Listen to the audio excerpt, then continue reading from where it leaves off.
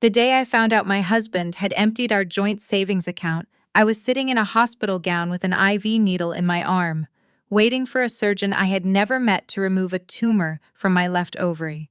That part I never talk about. The tumor, I mean. Everyone knows about Nathan. Everyone knows what he did. But nobody knows that I learned about the money while a nurse was still prepping me for surgery. That I had to hand my phone back to my sister and tell her, "Don't say anything, not yet." And then lie flat on a gurney while they wheeled me into an operating room, staring at a ceiling I thought might be the last ceiling I ever saw. That was 8 years ago. Nathan is 44 now. He runs a small landscaping company in Tempe that is, as of last quarter, $19,000 behind on its vendor invoices. I know this because his former business partner, a man named Gil, who Nathan also cheated, financially, not romantically, though honestly I wouldn't have been surprised, called me 6 months ago to warn me that Nathan was telling people I owed him money from our divorce settlement. He wasn't expecting what happened next. Neither was I, honestly. But I'm getting ahead of myself. Let me start where it actually began. My name is Sylvie. I am 39 years old. I grew up in Columbus, Ohio, in a house that always smelled like my mother's banana bread and my father's woodworking sawdust, and I am, by every measure that matters to me, the person my parents raised me to be. I became a licensed CPA at 26. I made partner at a mid-size accounting firm in Phoenix at 31. I did everything the way you are supposed to do it. Carefully, thoroughly, with documentation. I thought I married the same kind of person. Nathan Greer, 44 years old, was a general contractor when I met him at a friend's backyard barbecue in Scottsdale. He was funny in a way that didn't try too hard. He remembered details, what you ordered, what you mentioned in passing 3 weeks ago, the name of your childhood dog. He made you feel like you were the only person in the room who was actually interesting. I know now that this is a skill some people develop the way others develop an ear for music. It just means they learned how. We got married in October, 4 years after we met. I was 31, execta senior Sturryford. He was 36. We bought a house in Gilbert with a backyard big enough for the garden I had always wanted. I planted tomatoes that first spring and they actually grew. I remember thinking that felt like a sign. I was pregnant by February. The pregnancy was not planned, but it was wanted. I want to be clear about that. I wanted that baby immediately and completely, the way you sometimes want something before your brain has caught up to your heart. Nathan said he was happy. He said the right things. He came to the first ultrasound and took a picture of the screen with his phone and texted it to his mother. I have no reason, looking back, to think that any of that was performance. I think he was happy then. What changed, I still don't entirely know. I think I became less interesting once I was pregnant. I think the attention shifted. Toward the baby, toward my body, toward logistics. And Nathan was the kind of man who needed to be the center of gravity in a room. I don't say that with anger anymore. It took me a long time to get to a place where I can say it like a fact. I found out about the other woman when I was 6 months along. Her name is Brooke. She was 29 at the time, a personal trainer who worked at the gym Nathan went to 3 mornings a week. I found out the way you always find out, accidentally, because people who are being careless eventually get careless in the wrong direction. He left a tab open on the shared laptop. I wasn't looking for anything. I was trying to pull up a recipe. I sat with what I knew for 2 weeks. I was 6 months pregnant, and I did not confront him immediately because I needed to know what I was working with before I said a word. That's the accountant in me. You don't challenge a set of books until you've audited them. What I found, when I looked carefully, was worse than Brooke. Nathan had opened a credit card in my name 18 months earlier. The balance was $11,000. He had also transferred, over 14 months, a total of $31,000 from our joint savings account into a separate account I didn't know existed. When I finally asked a divorce attorney what this meant, she looked at me over her reading glasses and said, It means your husband has been preparing to leave you for over a year. I was 31 years old, 6 months pregnant, and my husband had been building his exit while I was picking out nursery paint colors. I confronted him on a Tuesday evening, 2 days before my scheduled OB appointment. I had printed the bank statements and I had the credit card paperwork. I set everything on the kitchen table, our kitchen table, the one we had picked out together at a furniture store in Mesa, and I sat down and waited for him to come home. He looked at the papers. Then he looked at me. Then he said, "I didn't know how to tell you I wasn't happy." I said, "You could have told me before you stole from me." He moved in with Brooke 11 days later. I filed for divorce the same week. My sister, Janelle, 42, moved into the guest room the day Nathan moved out, and she didn't leave for 4 months. And then, 3 weeks after Nathan left, I went in for what I thought was a routine prenatal checkup, and my OB found something on the ultrasound that she said she wanted a specialist to look at. The specialist found a mass on my left ovary. It was not, as it turned out, cancerous, but nobody knew that until after surgery, and I spent 12 days believing I might be dying while also being 7 months pregnant and in the middle of a divorce. Nathan did not come to the hospital. I did not ask him to. My daughter, Ren, was born 8 weeks later, healthy and loud and furious in the way all newborns seem to be, like they are outraged by the specific terms of their arrival. She weighed 6 pounds, 4 ounces. She had my mother's nose and, I would eventually discover, my father's complete inability to lose gracefully at board games. Nathan signed a voluntary agreement to terminate his parental rights when Ren was 11 weeks old. His attorney negotiated it. Mine accepted. I didn't fight it, because by that point I understood something that took me a long time to fully articulate. A man who will steal from his pregnant wife and then leave without looking back is not a man you want in your daughter's life. Ren deserved better than supervised visitation and a father who would eventually stop showing up. I want to explain what the next 8 years looked like, because I think people sometimes hear she rebuilt her life and imagine something cinematic, a montage, a training sequence, a moment where the music swells. It wasn't like that. It was just days, one after another. Some of them were very bad, some of them were ordinary. A few of them were genuinely good, in the small ways that count. I went back to work when Ren was 9 weeks old because I didn't have another choice. Janelle watched her in the mornings. We found a daycare near the office by the time Ren was 4 months.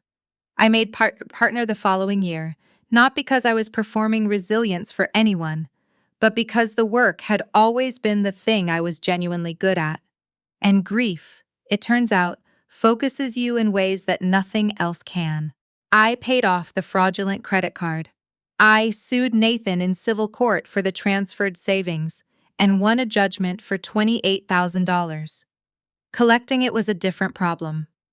Nathan, who had left the contracting company to start over with Brooke, was perpetually creatively broke in the way that people with income and poor record-keeping tend to be.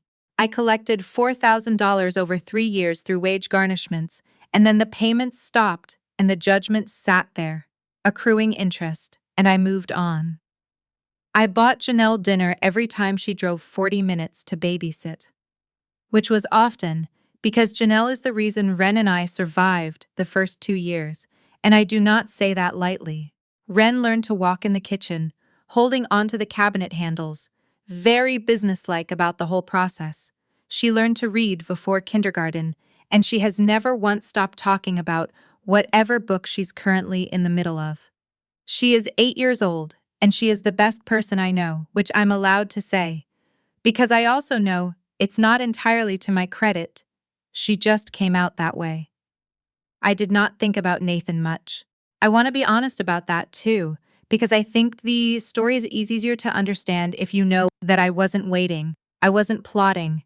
I had genuinely moved on in the way that you can move on when someone removes themselves so completely that there is nothing left to grieve.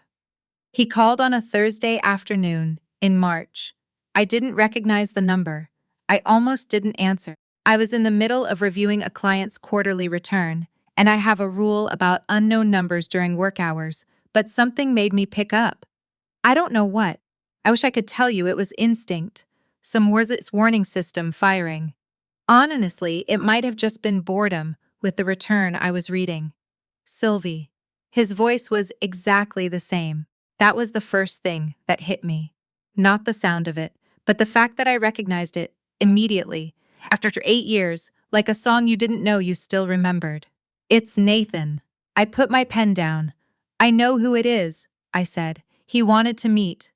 He said he had been thinking about Ren. He said he knew he hadn't been there, and the way he said it, hadn't been there, like it was a scheduling conflict, made something very quiet and very cold settle in my chest.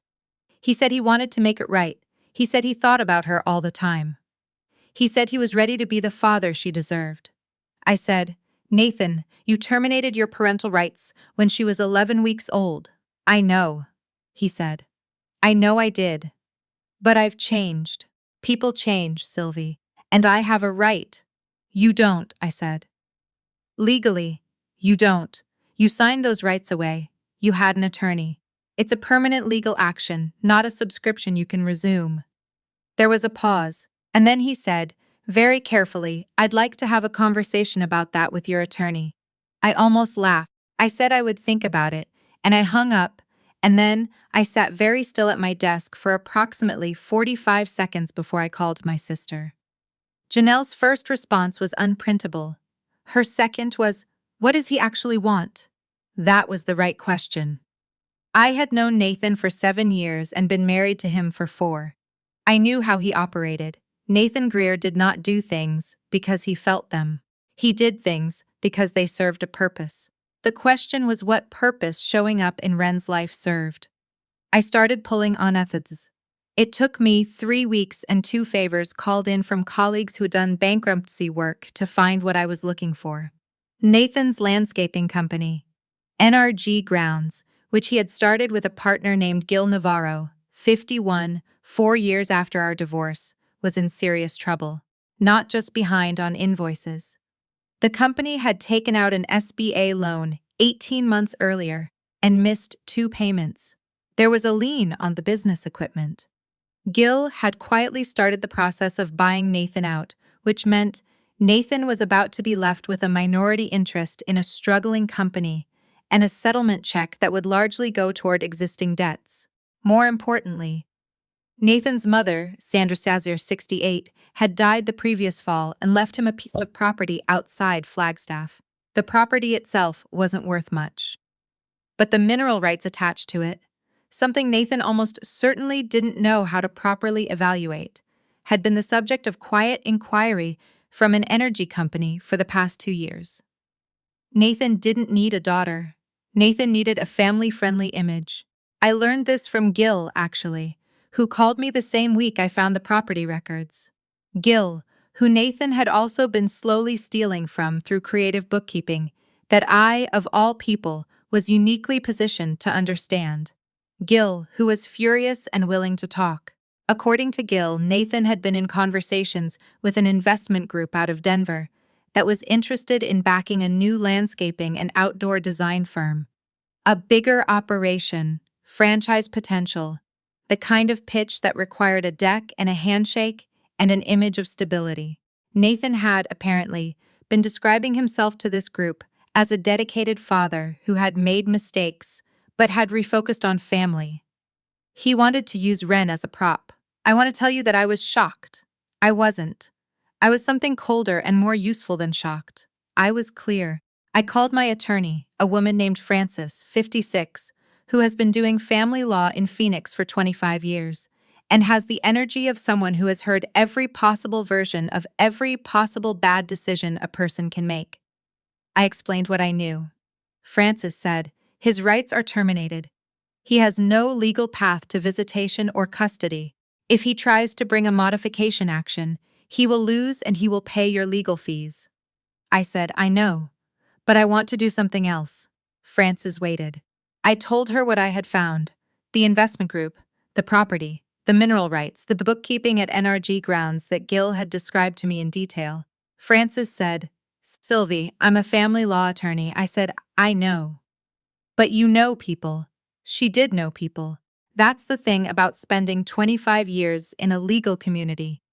You accumulate connections, the way a river accumulates silt. Francis knew a business attorney who had worked with the Denver Investment Group on 2 previous deals. She knew him well enough to make a call. What Francis' contact learned was that the investment group was conducting due diligence on Nathan's background and financial history. Standard process. What they had not yet found was the civil judgment I held against Nathan, now 8 years old, accruing statutory interest at 10% annually, and worth, as of that month, approximately $51,000. A civil judgment is a matter of public record. I had simply never made noise about it. I made noise about it. I did not call Nathan. I did not warn him. I retained a collections attorney, a man named Patrick, 40, efficient and unemotional, in a way that I deeply respected, and I instructed him to formally notify Nathan of the outstanding judgment and begin enforcement proceedings against NRG grounds and Nathan personally. The timing was not an accident. The Denver Investment Group received notification of the judgment through their due diligence process 4 days before their scheduled meeting with Nathan. They postponed the meeting then. They withdrew from the conversation entirely. Nathan called me 9 days after that first phone call, and this time his voice was different. The ease was gone. What was left sounded thin and pushed. "What did you do?" he said. I said, "I enforced a legal judgment that you've owed me for 8 years. You did it on purpose. You timed it." "Nathan," I said, "you called me after 8 years of silence and told me you wanted to be in my daughter's life. I went back and looked at my finances. I hired someone to collect it. That is what happened." There was a long silence. "I need that money," he said, and the way he said it, the flatness of it, the complete absence of any pretense, told me everything I needed to know about how bad his situation actually was. "I know you do," I said. "The judgment is valid and enforceable. Patrick will be in touch about payment arrangements." I hung up. Patrick did excellent work.